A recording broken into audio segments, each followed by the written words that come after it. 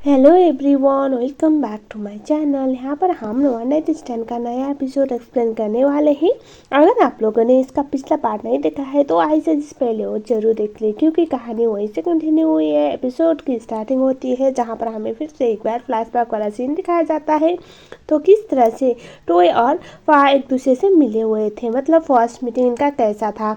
दरअसल आपको तो पता ही है क्वीन कितनी फेमस है, और क्वीन के पीछे तो लड़के पागलों की तरह, कुत्तों की तरह पड़ते हैं। और वही है ना, खूबसूरत लड़की की दोस्त बनने का सबसे बड़ा नुकसान ये होता है कि आपके साथ अगर कोई ढंग का लड़का बात करने आया है तो ये मत सोचो कि आपके साथ इंटरेस्टेड है। उसे बस आपकी खूबसूरत दोस्त का इन्फॉर्मेशन चाहिए, उसका आईजी या फिर कोई भी हो, लेकिन उसका सोशल मीडिया अकाउंट का डिटेल चाहिए। और इसके लिए आए हुए होते हैं हर बार।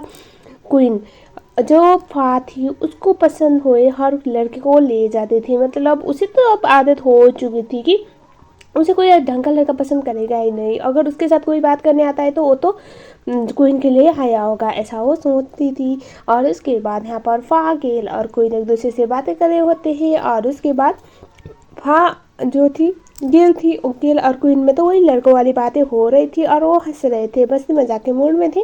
लेकिन जो फा थी वो इतनी ज़्यादा अच्छी मूड में नहीं थी। वहाँ पर टॉय को दिखाया जाता है। टॉय वहाँ पर था, पहले क्वीन और गेल बातें करती कि ये कौन है। और तभी क्वीन बोलती है कुछ नहीं, मेरा दीवाना है, कुछ दिनों से मैं जहाँ जहाँ होती हूँ वहाँ वहाँ एक दिख रहा है। ये सुनने के बाद एज यूजल लगा फा को। और उसके बाद हमें दिखाया जाता है फा वॉशरूम के लिए निकलती है। और उसके बाद जब वो वॉशरूम से बाहर आती है तो वहाँ पर टॉय उसके साथ टकरा जाता है। और उसके बाद वो उससे अपना इंट्रोडक्शन देता है। और उसके बाद वो उसे उसका इंस्टाग्राम अकाउंट मांगता है। और उसके बाद जो फा थी वो बोलती है कि देखो, अगर तुम्हें क्वीन का डिटेल चाहिए या फिर क्वीन के बारे में कुछ जानना है तो सीधा सीधा पूछ दो, ये सब करने की जरूरत नहीं है।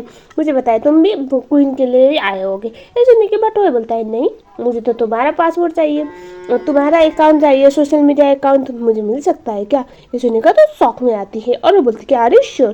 तभी टॉय बोलता है हाँ, एक्चुअली मुझे तुम बहुत पसंद हो, तो क्या हम ऐसे फ्रेंड्स बन सकते हैं। और ये सुनने के बाद फा जो जिसे बहुत टाइम से किसी से कुछ रिकग्निशन मिला ही नहीं, इनफैक्ट उसके काम भी क्वीन छीना करती थी और जो लड़का उसे पसंद आता था वो भी क्वीन को ही दिखा करता था। तो इस बार में उसे ये चीज़ बहुत ज़्यादा अच्छा लग जाता है, शायद वो उसे अपना इंस्टाग्राम अकाउंट दे देती है।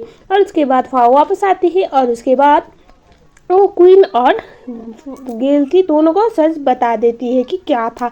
और ये सुनने के बाद जो गेल थी वो तो ऐसे शौक में कि ओ पहली बार क्वीन को नहीं बल्कि किसी और को भाव दे रहा है, वो वाला एक्सप्रेशन दे रही थी। और जो क्वीन होती है वो कुछ भी नहीं बोलती, वो बस ये बोलती कि कोई बात नहीं, रिलैक्स, तुम मेरी दोस्त हो। और ऐसे भी मुझे उस लड़की पर कुछ खास इंटरेस्ट नहीं था, ऐसा बोल के वो बात को टाल रही थी।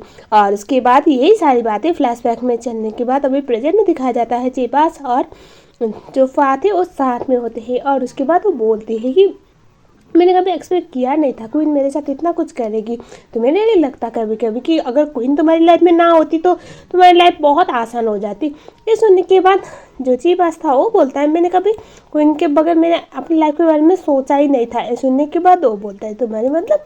तभी चीपास बोलता है कि क्वीन जैसी भी थी जो भी थी, लेकिन मेरी बहुत अच्छी दोस्त थी और उसको मैं बहुत प्यार करता था, बचपन से मैं उसे जानता हूँ, बोल के उसको मनाता है, मतलब समझाता है। और बात समझ जाती है, ये लड़का भी क्वीन का एक नंबर का दीवाना था।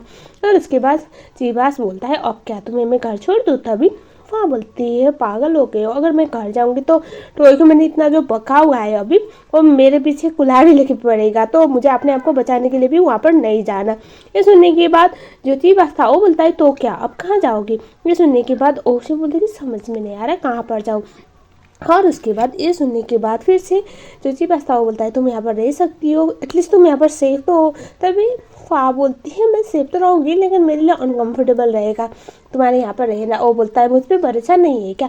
तभी फा बोलते हैं नहीं, बात भरोसे की नहीं है लेकिन मैं कंफर्टेबल नहीं हूँ, इट्स बेटर मैं कहीं और चली जाती हूँ, ऐसा वो बोलती है। सीन कट होता है जहाँ पर फिर से हमें गेल और थान को दिखाया जाता है।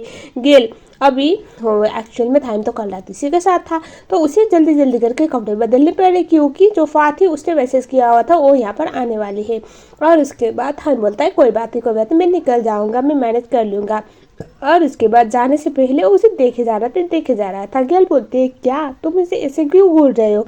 ये सुनने के बाद जो थाइम था उसे ऐसे गाल पे किस करता है और वो बोलता है थैंक यू फॉर एवरीथिंग। और जो फा थी वो इसे स्माइल करती है और वो बहुत ज़्यादा खुश भी थी। और उसके बाद हमें दिखाया जाता है नीचे ऐसे जीबास अभी जो फा थी उसे छोड़ने के लिए आया हुआ था और उसके बाद उसे अपना ख्याल रखने के लिए बोलता है। और यहाँ पर यही होता है, जो गेल थी वो भी जीबास और जो फा थी दोनों को साथ में देख लेती है। और उसके बाद जीबास तो वहाँ से चला गया और जो गेल थी वो फा को लेके अंदर अपने अपार्टमेंट की तरफ निकल लेती है। गेल फा से जीबास के बारे में पूछती है तो वो बोलती है कि कुछ नहीं, वो क्वीन का दोस्त थे और वो क्वीन के साथ क्या हुआ वही जानना चाहता था, इसलिए मैं उसे मिलने गई थी। ये सुनने के बाद वो बोलती है कि मुझे क्वीन के बारे में नहीं सुनना, तुम दोनों के बारे में सुनना है, मैंने 2-3 बार देखा हुआ है तुम्हें उसके साथ। ये सुनने के बाद वो उसे मना कर देती है, बोलते कि वो कुछ भी नहीं है, वो बस एक क्वीन का दीवाना है जो क्वीन के लिए इंसाफ ढूंढ रहा है, ऐसा वो बोलती है। सो हमें दिखाया जाता है अब नेक्स्ट डे मॉर्निंग जब ये लोग कॉलेज के लिए गए थे, आई मीन टू से यूनिवर्सिटी, तो वहाँ पर टॉय ऑलरेडी था और टॉय अभी फा से बात करना चाहता था। गेल बीच में आती है लेकिन यहाँ पर जो फा थी वो अब थक चुकी थी इससे भाग भाग के, तो उसे बोलते हैं मुझे इससे बात करने दो, कोई बात नहीं मैं हैंडल कर लूँगी। और यहाँ पर ये कोई बड़ा तमाशा क्रिएट कर नहीं पाएगा क्योंकि ये बहुत बड़ा यूनिवर्सिटी है और इसका भी कुछ नाम है। और उसके बाद हमें दिखाया जाता है अब जो फा थी, फा और टॉय के बीच में, वो उसे पूछता है तुमने हमारे सारे इंस्टाग्राम पोस्ट क्यों डिलीट किए साथ में हुए। इसने कहा तो वो बोलता है कि तुम्हें इसके लिए भी रीज़न चाहिए। एक दो कपल अगर एक दूसरे के साथ रिलेशनशिप में है तो वो बाद में सारी फोटो डिलीट करते तो उसका मतलब तो सिंपल ही हुआ ना। वो उसे बोला था कि तुम मुझे एक चांस नहीं दे सकते, प्लीज़ मेरी बात सुनो, मैं सब कुछ सट कर सकता हूँ। उसे बोलते कि मुझे तुम्हारे बारे में कोई भी झूठ नहीं सुनना और मुझे कोई झूठ पे यकीन करना भी नहीं है। तुम किस चीज़ को निपटाने की बात कर रहे हो, कोई इनकी मौत के बारे में, मुझे रख देने के बारे में, या फिर कुछ और ऐसा बोल के उसे बोलती कि यहाँ से जाओ। वो मान ही नहीं रहा होता है और तभी वहाँ पर गेल आती है और उसके बाद वो बोलती है यहाँ से नहीं गए तो मैं पुलिस को बुला लूँगी। और उसके बाद दोनों लड़कियां अंदर की तरफ चले जाते हैं। और उसके बाद क्लासेस पे जब ये लोग बैठे हुए थे तो जो थाइम था उसको कॉल करती है गेल, क्योंकि उसकी जो स्विमिंग कोच थी वो ऑलरेडी गेल को कॉल करके गालियाँ दे रही थी कि अभी थाइम उसने स्विमिंग प्रैक्टिस पे रेगुलर आ नहीं रहा, तो अभी वो स्विमिंग वाला जो नेशनल में जाने वाला था वो उससे वो हटवा देंगी, इसीलिए उसने कॉल किया हुआ था। बाद में पता चला था हम तो हॉस्पिटल पे गया है केके को देखने के लिए, लेकिन ये क्या केके तो वहाँ से ट्रांसफ़र हो चुका है, किसी को पता ही नहीं कि कहाँ गया कहाँ पर, कोई इन्फॉर्मेशन देने के लिए रेडी नहीं था। ये सुनने के बाद तो गेल तो शॉक में आ जाती है और उसके बाद वो क्लास से बाहर निकलती है, जहाँ पर हमें दिखाया जाता है जो आरजे था उसके पीछे हो जाती है, आरजे को मारने लगती है, बोलती है कि तुमने चेंज किया ना, के कहाँ पर है मुझे बताओ मुझे बताओ। वो बोलता है कि उसके माँ बाप लेके गए।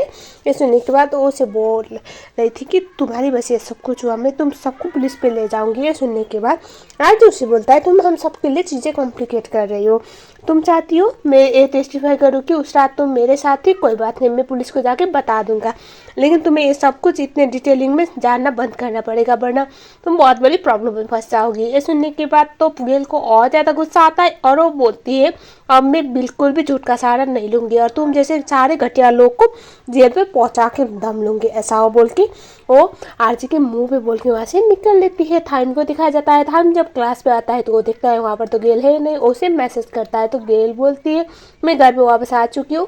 और वो उसे बोला था क्या मैं आऊँ तुम्हारे साथ, तो वो उसे मना कर देती है, उसे बोलती है कि तुम अपनी स्विमिंग क्लासेस जाओ क्योंकि स्विमिंग क्लासेस मिस बहुत टाइम से कर रहे हो और ये अच्छी बात नहीं, ऐसा वो बोल के उसे समझा रही होती है।